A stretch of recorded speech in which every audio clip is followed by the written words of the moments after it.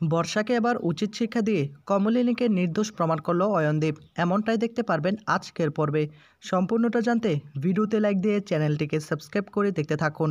গল্পের শুরুতে আমরা দেখতে পারবো কুর্চি আসে অয়নদীপের কাছে একটু সাহায্য চাইবে।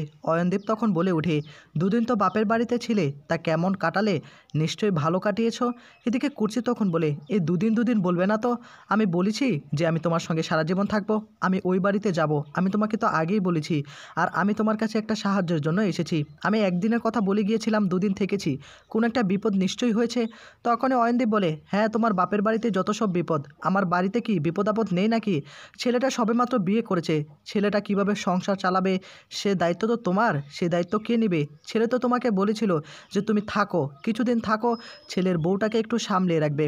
না, তুমি বাপের বাড়িতে চলে গেলে কেন? তোমার কি একটা দায়িত্ব রয়েছে না? কুর্চি তখন বলে, শোনো, এভাবে সংসার করবে না। এত বছর সংসার কোথায় ছিল? এত বছর তো আমাকে ছাড়া সংসার খুব ভালোভাবে চলেছিল, তা এখন আমাকে কেন দরকার হবে? কুর্চি তখন বলে, আমার বলার দরকার হলো তাই বললাম। তুমি একজন ভালো লয়ার, আমার বৌদিভাইকে অ্যারেস্ট করে জেলে নিয়ে গিয়েছে, এখন তাকে কোর্টে চালান করবে। ওই বর্ষা মেয়েটা আমার বৌদিভাইয়ের জীবনটা শেষ করে দিচ্ছে। তখন এবার অয়নদীপ বলে, তোমার বৌদিভাইকে নিয়ে চলে গিয়েছে? উনি আবার কি করতে গেল? কোনো অঘটন ঘটায়নি তো? কুর্চি তখন বলে, এ শোনো, আমার বৌদিভাইকে নিয়ে উল্টাপাল্টা কোনো কথা বলবে না। আমার বৌদিভাই এমন কোনো মানুষই নয়। তুমি আমার বৌদিভাইকে চেনো না? সে এমন কোনো কাজ করতে পারে না। সে নিজের জীবনটাকে শেষ করে দিয়েছে পুরো পরিবারটাকে আগলে রাখতে। এদিকে অয়নদীপ বলে, ঘটনাটা কি হয়েছে আমাকে একটু খুলে বলবে? কুর্চি তখন বলে, তুমি তো আমার পরিবারের সবটাই জানো। ওই বুবলাইয়ের বউ আসার পর থেকে আমার বৌদিভাইয়ের জীবনটা অতিষ্ঠ হয়ে গিয়েছে। বুবলাই এবং বর্ষা তো বাড়ি থেকে চলে গিয়েছিল, বৌদিভাই খাওয়া দাওয়া সমস্ত কিছু ছেড়ে দিয়েছে। ওই নতুনদা কি করেছে, বুবলাইকে এবং তার বউকে আবার বাড়িতে ফিরে এনেছে। আর এটা দেখে রেগে ফুলে নতুনদাকে ফাঁসিয়ে দিয়েছে বর্ষা। বর্ষা কিন্তু শুধু নতুনদাকে ফাঁসায়নি, বরং এখন আবার আমার বৌদিভাইকে ফাঁসিয়েছে। তাকে নাকি নির্যাতন করতো, তাকে নাকি বাড়ি থেকে বের করে দিয়েছে। এটা কি কখনো হয় নাকি? আমার বৌদিভাই এমন মানুষ নয়, সে মানুষকে ভালোবাসতে জানে, কিন্তু বর্ষা এই পরিবারটাকে শেষ করে দেওয়ার জন্য এরকমটা করছে। বর্ষার ইচ্ছা সে বুবলাইকে নিয়ে আলাদা থাকবে, আলাদা করে নিজের স্বাধীন মতো বাঁচবে। এদিকে তখনই আবার অয়নদীপ বলে, ও আচ্ছা, সবটাই বুঝতে পারলাম, কিন্তু এত সহজে তো আমি কাজটা করতে পারবো না।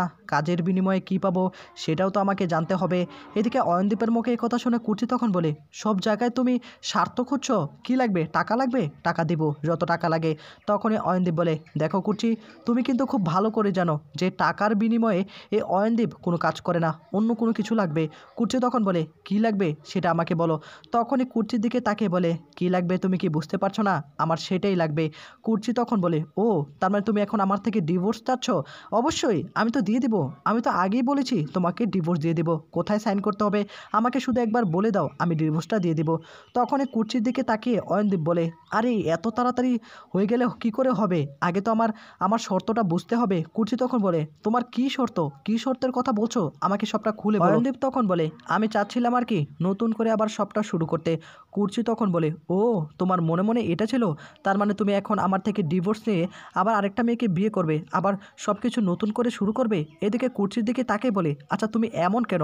আমার কথাটা তো শুনবে, শর্তটা তো আগে ভালো করে শুনবে। কিন্তু তুমি যেটা মনে করছো না একটু একটু করে, ঠিক সেটাই। আমি আবার সব কিছু নতুন করে শুরু করতে যাচ্ছি একটা বিয়ে করে। তোমার কি মতামত সেটাই আমি একটু জানতে চাচ্ছি আর কি। এখন তোমার মন তো উদার, তুমি তো আমাকে অবশ্যই এর মধ্যে সাহায্য করবে। তখনই কুর্চি বলে, এসবের মধ্যে আমি থাকতে পারবো না। রেগে গিয়ে বলে, তোমাকে কিচ্ছু করতে হবে না, আমি চলে যাচ্ছি, আমি অন্য লয়ার দেখবো।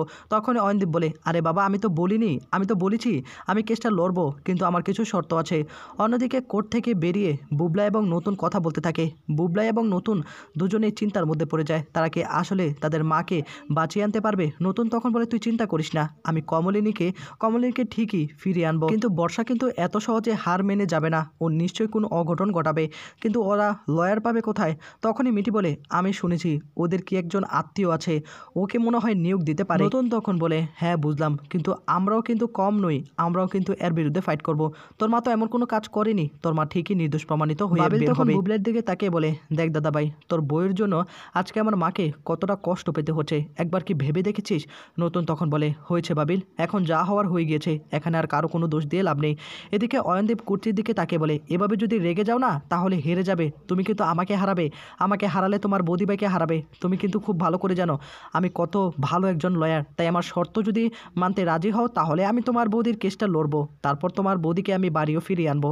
এদিকে তখনই কুর্চি বলে, তুমি প্লিজ তুমি প্লিজ কেসটা লড়ো, কিন্তু তুমি যেটা চাচ্ছ না আমি সেটা করে দিব, কিন্তু আমি তোমার বিয়েতে থাকতে পারবো না।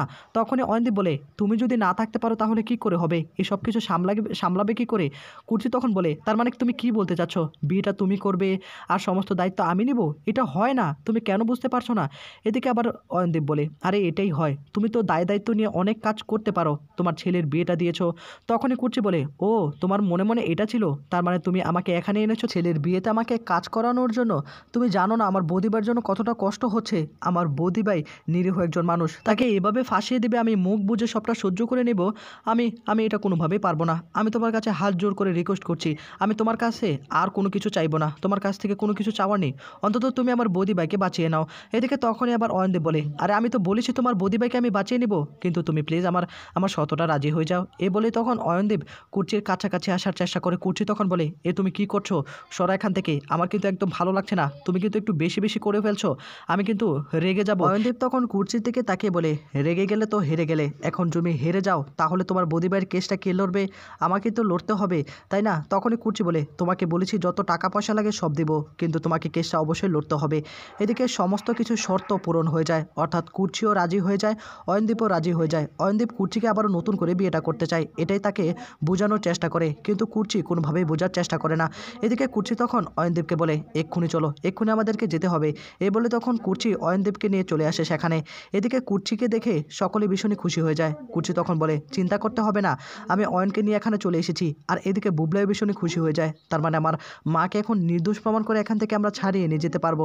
তখনই আবার নতুন বলে ওঠে, তা কোথায় আছে, আমাকে একবার দেখা করতে হবে, টাকা পয়সার ব্যাপার আছে তো। কুর্চি তখন বলে, সেটা নিয়ে তোমাকে চিন্তা করতে হবে না, ও কিছু একটা দিয়ে সামলে নেবে, তুমি পরবর্তীতে টাকা পয়সা দিয়ে দিও, এটা অন্তত ও করতেই পারবে। নতুন তখন বলে, না, অনেক টাকা পয়সার ব্যাপার হতে পারে, তাই আমাকে একবার যেতে হবে। তখন বুবলাইকে নানা কথা শোনাতে থাকে, আর তখনই বুবলাই বলে, বাবিল আমি আসলে ভুল করে ফেলেছি, কিন্তু চিন্তা করিস না, নেক্সট স্টেপ হবে আমি ওই বর্ষাকে ডিভোর্স দিব, এটাই হবে আমার নেক্সট স্টেপ, আমি যা করার করে ফেলবো, আর কোনোভাবে এসব কিছু মেনে নিতে পারছি না, আমি আমার ভুল বুঝতে পেরেছি। এদিকে নতুন তখন বলে, বুবলাই যেহেতু তুই ভুলটা বুঝতে পেরেছিস, কিন্তু আমরা চাই না একটা সম্পর্ক বিচ্ছিন্ন হোক, তুই তোর বউকে ভালো করে বুঝিয়ে রাখিস। এদিকে বুবলাই তখন বলে, না না নতুন কাকু, তুমি আমাকে আর আটকে রাখবে না, আমি কোনোভাবেই এভাবে আমার জীবনটাকে শেষ হতে দিব না, আমি যা করার সিদ্ধান্ত নিয়ে ফেলেছি, আমার মাকে শুধু একবার আমি ছাড়িয়ে নিয়ে আসি, তারপর যা করার করব।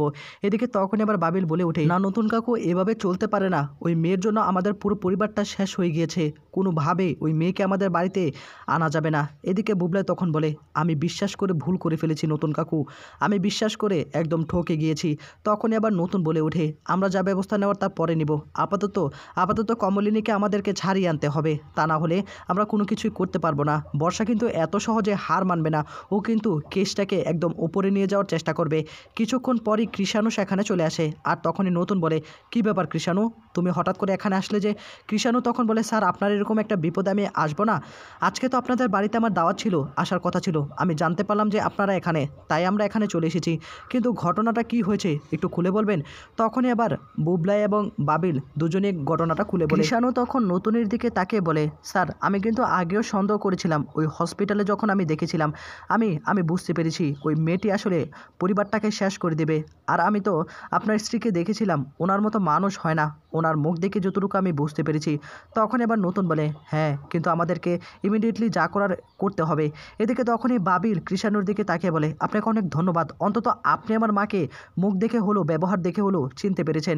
হঠাৎ করে কৃষাণু মিঠিকে প্রশ্ন করে, তা মিঠি কেমন আছো তুমি? তখনই মিঠি বলে, কেমন আছি মানে, আপনি কি দেখতে পাচ্ছেন না আমার মায়ের এরকম একটা সিচুয়েশনে আমি কি ভালো থাকবো, আমি কি কেলকেলিয়ে হাসবো নাকি? এটা আবার কেমন ধরনের প্রশ্ন, উল্টাপাল্টা প্রশ্ন করলে এমনই উত্তর পেতে হবে। কৃষাণু তখন বলে, সামান্য একটা প্রশ্ন করলাম, এতে এভাবে রেগে যাচ্ছেন কেন?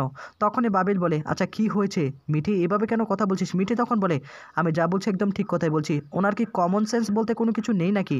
এরকম হুটহাট করে এরকম একটা সিচুয়েশনের মধ্যে প্রশ্ন করে, তা উত্তর তো এটাই হবে। এদিকে তখন আবার কৃষাণু বলে, আপনি কি কোনো ফাংশানে এসেছেন নাকি? আপনাকে তো দেখে সেটাই মনে হচ্ছে সেজে গুজে এসেছেন। নতুন তখন বলে, দেখো কৃষাণু, তোমাদের ঝগড়াটা না আমার খুব ভালো লাগে, কিন্তু আপাতত আমি এনজয় করতে পারছি না, কেননা আমার অন্যদিকে একটু লক্ষ্য রাখতে হবে, তাই আমি কোনোভাবেই তোমাদের এই ঝগড়াটা এখন মেনে নিতে পারছি না। অয়নদীপের সঙ্গে দেখা করতে নতুন সহ সকলে সেখান থেকে চলে যাচ্ছিল, তখনই বুবলাইকে ডেকে উঠে বর্ষা, আর তখনই বর্ষা বলে, তোমার সঙ্গে আমার কথা আছে কিছু, আমাকে ইমিডিয়েটলি আলাদা করে তোমার সঙ্গে কিছু কথা বলতে হবে। বুবলাই তখন বলে, দেখো বর্ষা, তোমার সঙ্গে আমার কোনো কথা থাকলে থাকতে পারে না। আমি তোমার সঙ্গে কোনো কথা বলতে চাই না। আমার নেক্সট স্টেপ কি জানো? আমি তোমাকে ডিভোর্স দিব। তোমার জীবনটা আমি শেষ করে দিব। যেভাবে তুমি আমার মায়ের জীবনটা নষ্ট করে দিয়েছো, তুমি আমার মাকে ফাঁসিয়ে দিয়েছো, আর আমি তোমাকে ছেড়ে দিব, কি করে ভাবতে পারলে? হ্যাঁ, এটা কোনোভাবে আমি মেনে নিব না। নতুন কাকু এদিকে আসো তো, কি বলতে চাচ্ছে? নতুন তখন বুবলাইয়ের কাছে আসে। আগামীতে আপনারা দেখতে পারবেন যে কমলিনীকে কাঠগড়া আনা হয়, তখন অয়নদীপ কমলিনীর হয়ে লড়াই করতে থাকে। এই ছিল আপডেট। নেক্সট আপডেট পেতে সাবস্ক্রাইব করে রাখুন।